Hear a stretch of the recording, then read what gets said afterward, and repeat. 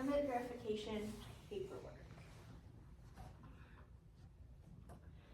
So the first step is to go ahead and fill out an assessment. So this form here is a form from 2019 from Greenlawn, and this is going to be a form that we use to assess if a grave space is able to be used and that the space is correct.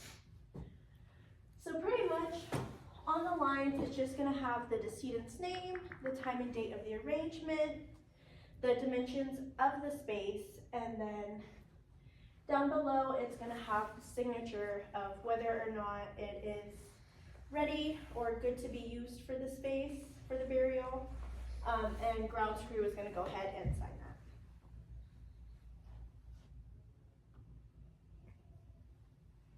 So this is going to be an example of an assessment that is filled out that a service is ready to take place. So if we look here, it's going to have the space, which it says Garden of Devotion 267 1C. And then it's going to go ahead and have the yes marks, the length and the width of the space, and then the signature from grounds crew stating that the space has been assessed and is ready to be used. So the next step is going to be the IOA. So this here is an IOA from Greenlawn again. I believe this is, it came out in 2022 of the version of it. So this is gonna be the authorization that the family gives us in order to inter the loved one in our cemetery. Now, this is a very important document because you have to make sure it is completely filled out, such as what kind of burial it is, an interment, entombment, or just a normal burial, along if it's going to be a single, a companion, or if it's going to be the first person of a companion.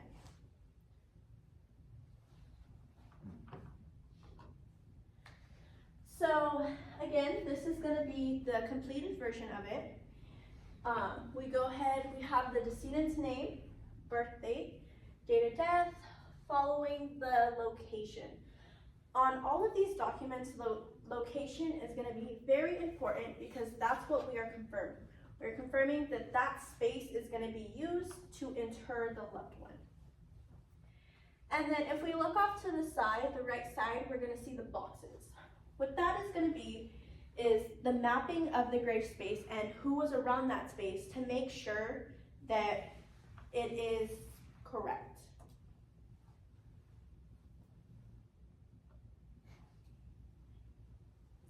Next is going to be a contract itself. So on the cemetery contract, there are three main things that we need to have for a service. We'll go ahead and go over those in a minute, but pretty much the contract is just going to be everything that the family is wanting to purchase with the cemetery in order to have the service. So the three most important things are going to be the highlighted areas. So we're going to want to make sure that the California reg fee is completed. And if we look up there, that is going to be the $11.50, the $11.50 on there. Next is going to be that the family has purchased an outer burial container. Unless the loved one is going to be interred into a niche or mausoleum, they will need to purchase a vault.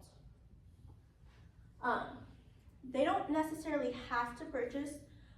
They can provide one for us, but most of the time, the family will purchase the vault on the cemetery contract.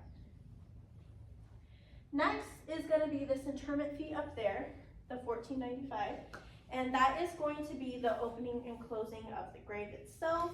It's just the standard cemetery fee, and again, this document is going to be from November 5th of this year.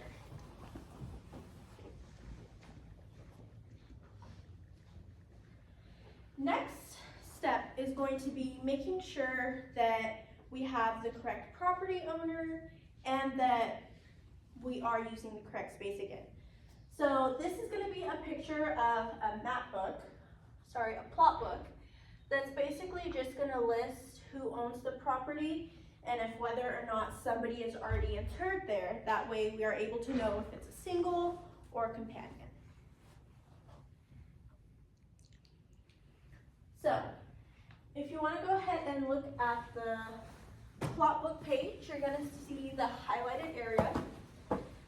This is going to be the space that we looked at earlier on the IOA and the assessment. So it's going to be the Garden of Devotion 267 1C. And if we can see, we see that it's Edward Trogan, which is going to be the correct person that is going to be in the space. Therefore, we know it is the correct space. And again, it matches the internment assessment. So knowing that all of the documentation so far is correct.